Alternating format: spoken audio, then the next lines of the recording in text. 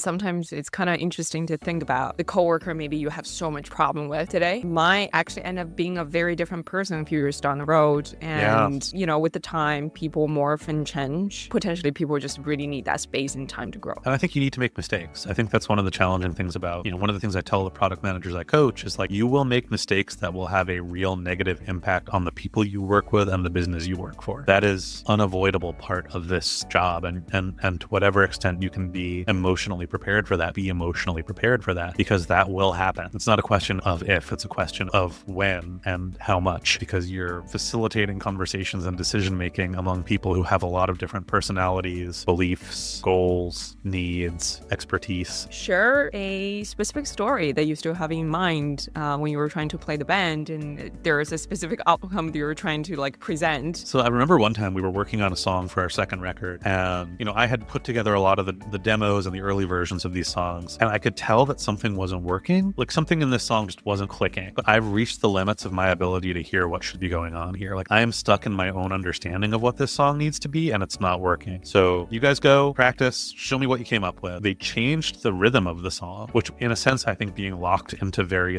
traditional rock rhythms was one of my big limitations as a songwriter. So when the band got together, the dynamic was really different without me there. It came to something really different, and it was great. I came to the next practice and they showed me what they came up with, and I was like, yeah, it's perfect. But I think it was that ability to recognize the limits of my own perspective and to say, I know this isn't doing what it needs to do, but I don't know what it needs to do.